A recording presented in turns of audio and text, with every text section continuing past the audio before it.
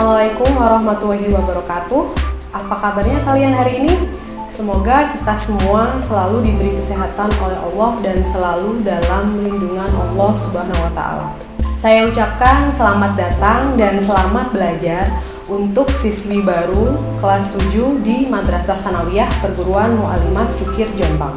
Selama masa pandemi ini, pembelajaran akan tetap berlangsung dengan program pembelajaran daring atau dalam jaringan. Oleh karena itu, saya berharap kalian tetap semangat dalam belajar, selalu jaga kesehatan dan juga jaga kebersihan. Entah itu yang berada di pondok maupun yang berada di rumah. Untuk materi kelas 7, pelajaran sejarah kebudayaan Islam, kompetensi dasar yang harus dicapai oleh kalian semua adalah yang pertama, menghayati misi Nabi Muhammad SAW sebagai rahmat bagi seluruh alam.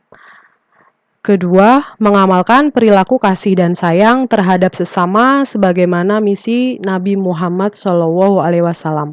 Ketiga, menganalisis misi Nabi Muhammad SAW sebagai rahmat bagi seluruh alam. Dan yang keempat, menyimpulkan misi Nabi Muhammad SAW sebagai rahmat bagi seluruh alam. Sebelum kita memasuki ke materi misi Nabi Muhammad sebagai rahmat bagi seluruh alam, kita flashback sebentar ke pelajaran MI atau SD kalian tentang SKI, tentang sejarah singkat Nabi Muhammad SAW. Nabi Muhammad lahir pada hari Senin 12 Rabiul Awal.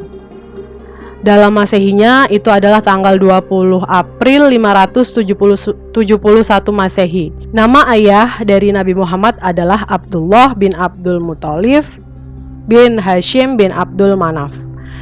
Sedangkan nama ibunya adalah Siti Aminah binti Wahab bin Abdul Manaf. Beliau berasal dari suku Quraisy yang ada di Mekah.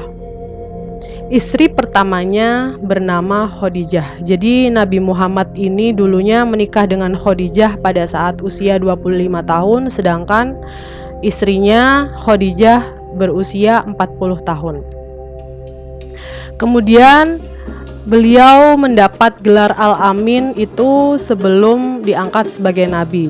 Mendapat gelar Al-Amin karena beliau dipercaya pada waktu itu berdagang menemani pamannya dan banyak masyarakat yang sangat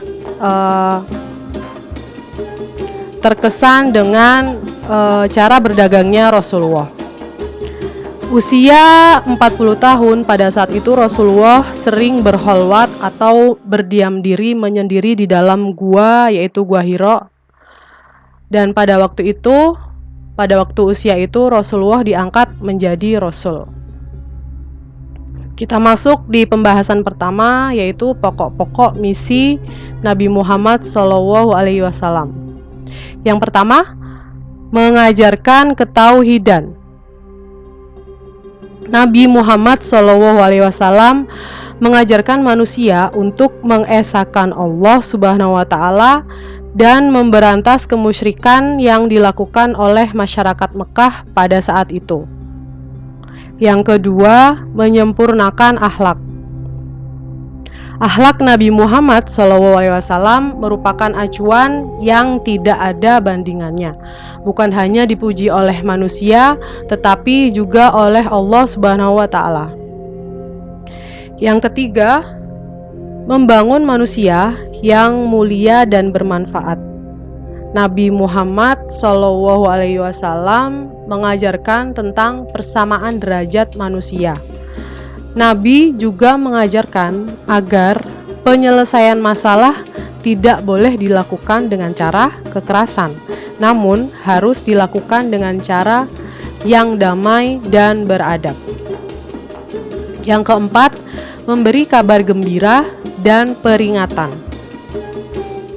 Nabi SAW memberikan kabar gembira bagi orang-orang yang beriman kepada Allah Subhanahu wa Ta'ala serta mengikuti beliau. Dan sebaliknya, beliau mengingatkan kepada mereka yang berbuat kejahatan, kemusyrikan, dan kemaksiatan agar menghentikan perbuatan-perbuatan terlarang yang mereka lakukan.